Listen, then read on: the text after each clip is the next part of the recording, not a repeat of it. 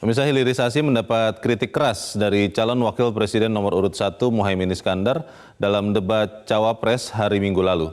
Banyaknya permasalahan yang ditemukan dalam hilirisasi ditambah belum meratanya hasil investasi kepada masyarakat luas menimbulkan pertanyaan, hilirisasi untuk siapa?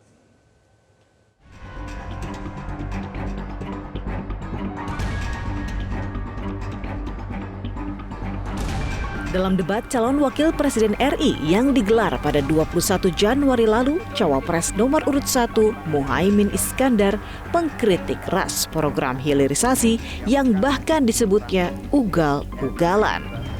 Maraknya kecelakaan kerja, dampak lingkungan, hingga tenaga kerja asing menjadi sorotan.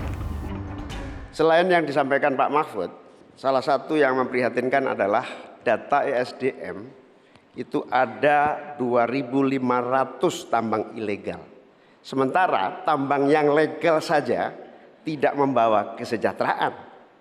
Dan kita menyaksikan dalam proses penambangan dan bisnis tambang kita, hilirisasi dilakukan ugal-ugalan, merusak lingkungan, ada kecelakaan, tenaga asing mendominasi.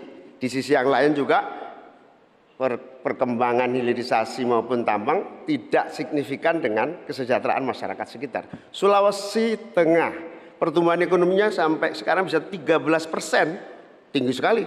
Tapi rakyatnya tetap miskin dan tidak bisa menikmati.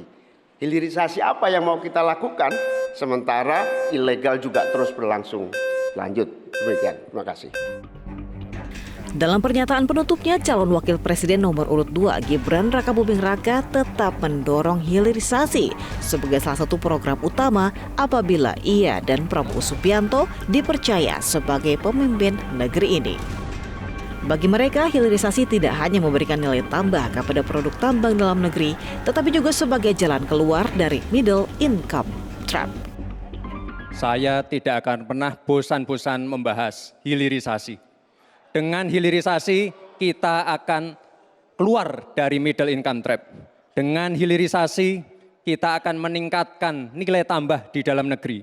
Dengan hilirisasi kita akan membuka lapangan pekerjaan seluas-luasnya. Tentunya dalam pelaksanaannya dipikirkan aspek lingkungan, keberlanjutan, dan sosialnya. Pada kenyataannya, pertumbuhan ekonomi di Sulawesi Tengah di mana terdapat sejumlah smelter nikel memang melaju kencang.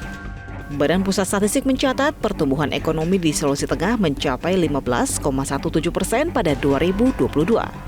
Tidak hanya itu, pendapatan asli daerah juga meningkat signifikan dari 900 miliar rupiah pada 2021 menjadi lebih dari 1,7 triliun rupiah pada 2022 yang banyak disumbang oleh sektor tambang, khususnya nikel.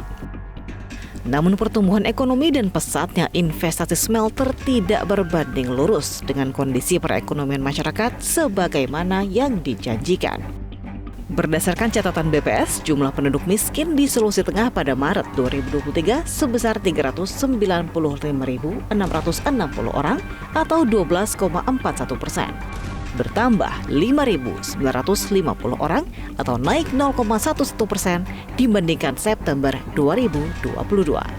Belum lagi bila kita membahas terkait kecelakaan kerja yang beberapa kali terjadi di smelter nikel.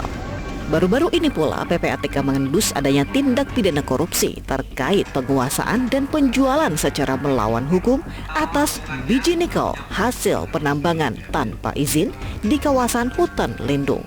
Secara prinsip, hilirisasi memang diperlukan untuk mengangkat harga diri bangsa melalui tingginya nilai jual komoditas unggulan di pasar internasional. Namun mendorong hilirisasi menuju pemerataan dan pertumbuhan ekonomi yang menyeluruh dan berkeadilan tanpa tipu-tipu masih menjadi PR besar. Tim Liputan Metro TV. Jelajahi cara baru mendapatkan informasi. Download Metro TV Extend sekarang.